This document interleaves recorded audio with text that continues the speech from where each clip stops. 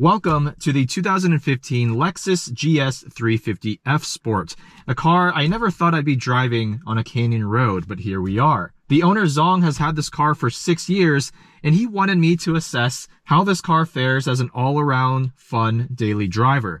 As you can see, or maybe not see because of the camera angle, he's got a baby seat in the back, so he needed a spacious, practical, reliable family car that can still provide some level of entertainment on a canyon road. Of course, the Lexus GSF also exists, and there are cars like the IS500, both of which the owner was interested in, but this one has a much lower market value. He mentioned he picked this up for about $25,000 back in 2019, and even 6 years later today, this is still worth around $20,000. So this generation GS is a mid-size luxury sedan, competed with the BMW 5 Series, Audi A6, and Mercedes E-Class of the era. And this 350 model is powered by a 3.5-liter naturally aspirated V6. It makes 306 horsepower, 277 pound-feet of torque, and if you get it in rear-wheel drive, it comes with an 8-speed automatic torque converter transmission. All-wheel drive models came with a 6-speed auto. Even though this is the lightest configuration for this car, it still weighs in at around 3,900 pounds and unfortunately has an open differential. That being said, this platform is built for comfort and ride quality. We have double wishbone front suspension, multi-link rear, and MSRP for this example, which is nearly fully optioned, was around $59,000. But here's what makes this car actually kind of special. It has the F Sport package, which offers a lot of things that enhance the overall driving dynamics, but it also has the rear axle steering option, which, according to Zong, he actually researched this. Based on all of the VINs for the GS350, only 2% have the rear axle steering option. But let's talk about the F Sport package. This provides sport-tuned adaptive dampers with higher spring rates, larger anti-roll bars, and special bushings.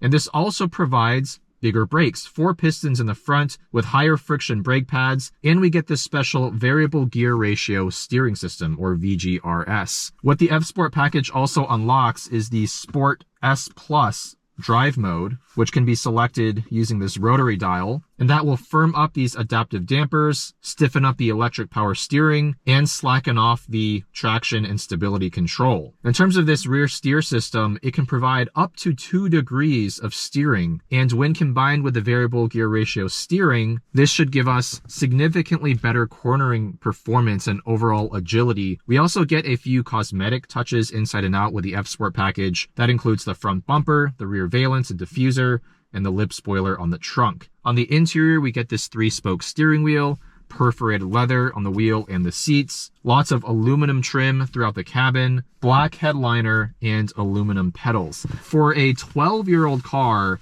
this interior still feels very nice. And just driving up the hill earlier, very few squeaks and rattles. There are a few, but compared to a 12-year-old BMW, hell, compared to a brand new BMW, based on a lot of the 2 Series and 3 Series examples that I've driven recently, this feels like it's built much better. Some of the materials, like on the doors, do feel a bit cheap. This brushed plastic doesn't feel the best, but the major touch points, the steering wheel, the shift knob, all the controls here for the audio and your climate control do feel quite nice. Let's get this thing fired up. Heated and cooled seats, and these 16-way adjustable power seats. Adjustable side bolstering. If I make this as narrow as possible, it actually holds me in pretty well. I love the fact that when you turn the car off, the seat moves back, the steering wheel shifts up for easier egress and ingress the next time you get in. We're gonna put this straight into Sport Plus, Sport S Plus, I guess it's called. Transmission, 8-speed auto, we'll put it into manual mode. The interior is quite dated from a tech perspective, but what can you expect for a 12-year-old car? Second gear, manual mode, Sport S Plus. All right, yes, naturally aspirated V6, 306 horsepower, means you actually want to rev it out to get the best out of it. Red line looks to be a little under 7,000 RPM, and I can already feel this rear steering doing its thing in these tighter corners. The car feels a lot more nimble than you'd expect for a 3,900 pound luxury sedan.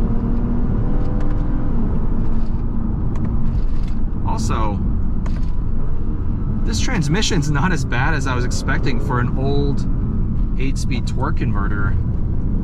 The shifts are actually reasonably quick and snappy. Oh yeah, in these tight corners, second gear.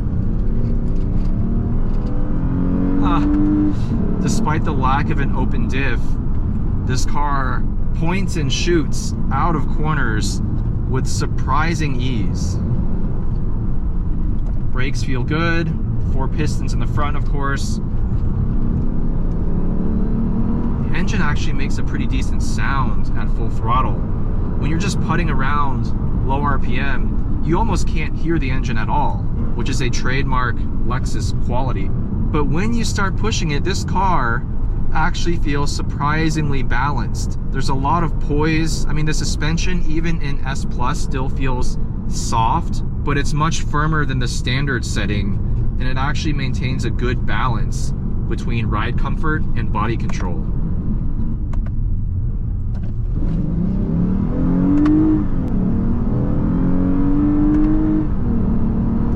Oh yeah.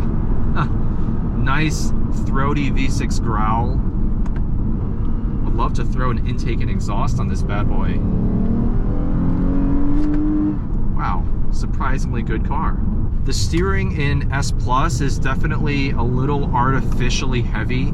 Now we're just on some Michelin Pilot Sport all-season tires.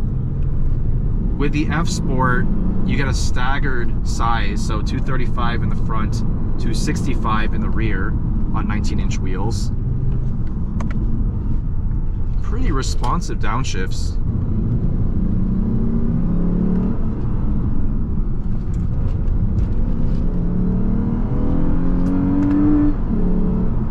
I can see why Zong decided to get rid of his old Volkswagen CC and keep this car. He mentioned that the Volkswagen had all sorts of issues, whereas this car in the last 6 years of ownership has had not a single problem. It's a true testament to the reliability of Lexus products. And when you combine that with this level of ride comfort, refinement, build quality, and surprisingly, driving dynamics, you get a really enticing package for $20,000. This car only has 64,000 miles. It feels fresh. It drives great. Even the brake feel is solid.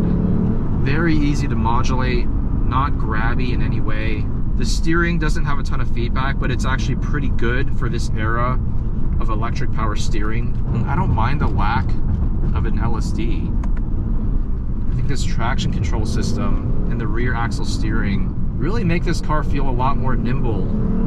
There's not really enough power here anyways to overpower that rear axle when you're driving in the canyons. So I think the way this car is set up from the factory is already at a really good level. Very balanced, very easy to drive. The rear axle steering can feel a little bit artificial at times. It's almost deceiving the way it kind of helps you turn around a tight corner. It might give you more confidence in the grip level of the car than you probably actually want. And now when we just back it off, we'll throw it into eco mode, put the transmission back into automatic, and it's supremely comfortable. Double wishbone front suspension, multi-link rear, gives you that extra ride comfort over a strut-based system. And with the adaptive dampers slackened off now, it rides so well. Even with the firmer spring rates of the F Sport package, I don't think I'd want this to be any softer. Let's put it that way. It's already so soft, supple. Driving around in this mode, I could probably fall asleep. Let's put it back into Sport S Plus, manual mode.